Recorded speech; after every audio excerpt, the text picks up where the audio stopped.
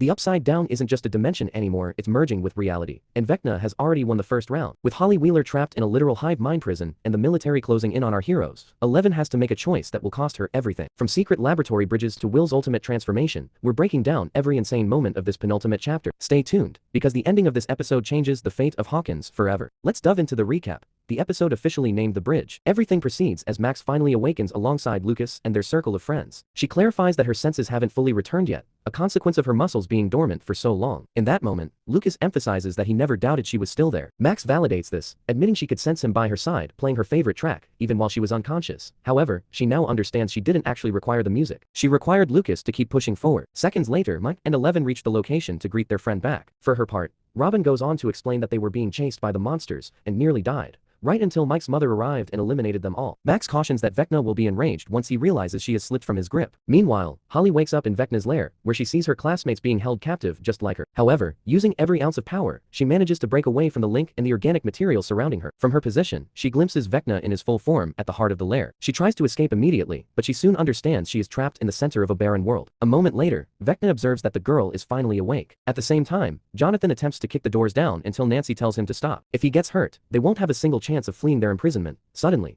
the walls start to shake violently until a hole opens up and their friends appear from inside to liberate them. Steve explains to them that they couldn't communicate because the radio antenna broke during the trip. For his part, Dustin shows them Dr. Brenner's diary from '83, which explains all the data regarding the opening of the gates and what they truly are, though they are still translating the details. Additionally, they share the dark news that Holly is not on the opposite side of the wall. Meanwhile, she tries to flee with all her strength, but stumbles over a crack. Upon looking at it closely, she remembers Max's words about the gates Vecna triggered throughout the town. She resolves to widen the dimensional split by tearing away the stones. Seeing Vecna closing in, she elects to hurl herself into the gap, which makes her fall directly from the sky. At the same time, her cries are heard by the others. Elsewhere, the adults and Erica are at the water's edge trying to catch a signal with a balloon to find Dustin. Although they are about to quit after 6 hours of failing, the one who had the plan snips the cord to let the balloon fly high, finally enabling them to lock the frequency. Meanwhile, still confused by the events, Will recalls his last meeting with Vecna, who commanded him to spy one last time. Just then, his mother arrives to tell him that his friend Max has finally woken up. Even so, Will is terrified because according to Lucas, this is the day Vecna will strike. He knows all too well that he has no chance against him. Realizing that's exactly why the monster picked him to be a tool to direct his powers, allowing him to watch and build within his surroundings. As it happens, every night, Will linked to the hive mind and took control of the roots to carve the paths and bond both worlds. Joyce tries to soothe him, but Will can do nothing but cry. Overcome by shame, meanwhile, the soldiers arrive at the medical center. There, Max tells the others about her meeting with Holly and her tip to return home. They also get word from Erica that they can now track the others using the radio signals, but the army presence forces them to act fast to escape. For her part, Karen wants to enter the fight despite her wounds, but Mike persuades her to leave everything to him and his friends. He vows they will save his sister just as they saved Will in the past. A moment later, the whole squad gathers just as they manage to find Dustin via the radio wave. Here, Mike tells him that Holly apparently escaped Vecna and is moving home, so they need to go find her. However, Dustin shares the startling news that they've already located the girl. Despite this, they can't advance through the labs because the army has security cameras tracking every move. Mr. Clark suggests blocking the signal, but Eleven handles it instantly by breaking the cameras with her mind. Once there, the young girl uses her powers again to move the heavy slabs covering the dimensional gaps. After passing to the other side,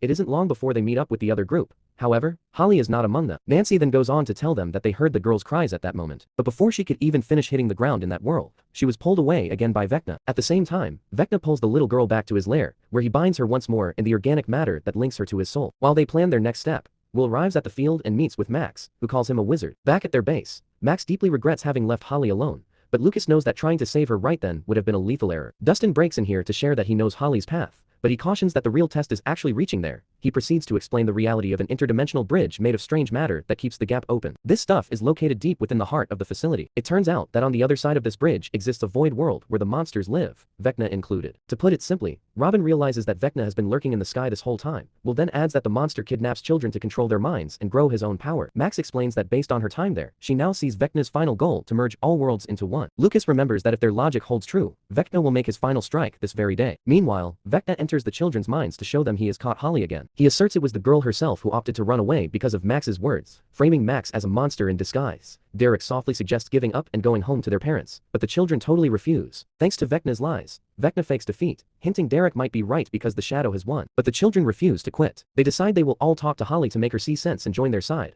Later on, when the army realizes they've been breached and that the metal slabs have been forced open, they know it was all Eleven's work. Consequently, they decide to go to the other side after her. Meanwhile, Hopper suggests hijacking a helicopter and using it to find Vecna's world through the gap. The group starts to fight, as half of them think it's far too dangerous, until Steve thinks of a plan. He explains to the others that they should wait for the precise second Vecna starts joining the worlds, as they will then be close enough to jump the gap directly into the jail world. Once there, 11 will enter Vecna's mind. At the same time, Will and Max offer to lead her, since they know every inch of that place perfectly.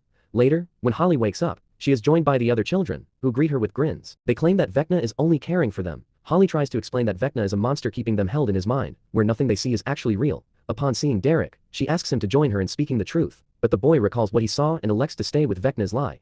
Seeing this, Holly acts like she agrees with them and seems sorry. But as soon as she gets the opening, she proceeds to push the other children away to clear a path and find the door. But being outnumbered, she is quickly caught and ends up falling down the stairs. For their part, the group divide to take their spots. While 11 gets the truck they'll use for the job, Hopper talks to Joyce, telling her that the girl feels bulletproof. She feels that Hopper doesn't believe in her. Even so, Hopper makes it clear that his only aim is for 11 to get back from the other side alive. He cautions further that if Kay makes one bad move, he won't pause to kill her. Joyce tries to quiet him down, reminding him that this is the final task. At the base, Max tells Will that she managed to survive inside Vecna's mind because she found a spot that was a late, scary memory. Elsewhere, the rest of the team prepares themselves for the coming fight. Seeing that most of them have no skill with guns, Dustin decides to give out handmade blades for the fight. A moment later, Steve takes a chance to be alone to apologize to Dustin for everything he said. He makes it clear that he was only mad because he missed his best friend so much. Dustin accepts the apology and they finish their piece with a brotherly hug. Far from there, Erica keeps watch over the army base. When the doors open, she gives the sign to copy the signal that runs them. Elsewhere, while the adults deal with motor trouble in the truck,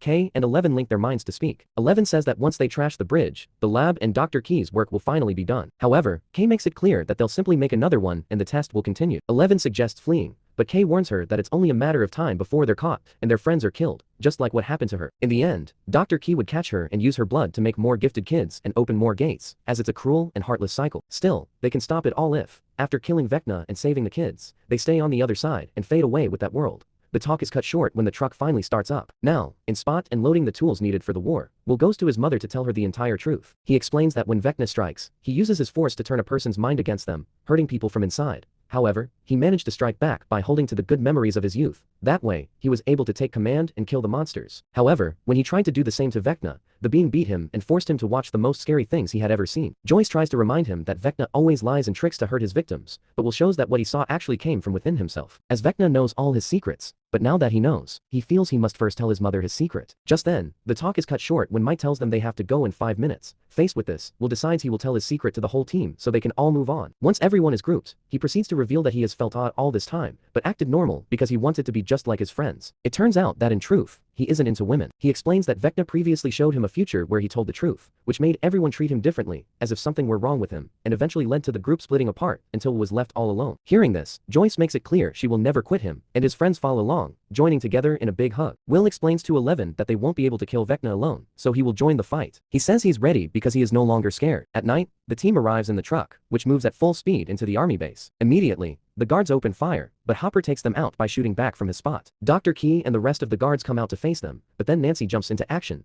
joining the fight to provide help. Once Hopper takes cover inside the car, the whole team quickly goes through the gaps, entering the other side of the gate. Meanwhile, inside Vecna's mind, he and the children spend the night linking to start their final strike. The air is thick with the dark power that signals the end. The heroes move forward through the empty world while the rival plans his master move from the lair. For her part, 11 directs her mind for the coming mental battle that will decide the fate of both worlds. There is no turning back now. The war has officially started under the blood-red sky of the pit. If you enjoyed the video, like and subscribe Filmery Recaps.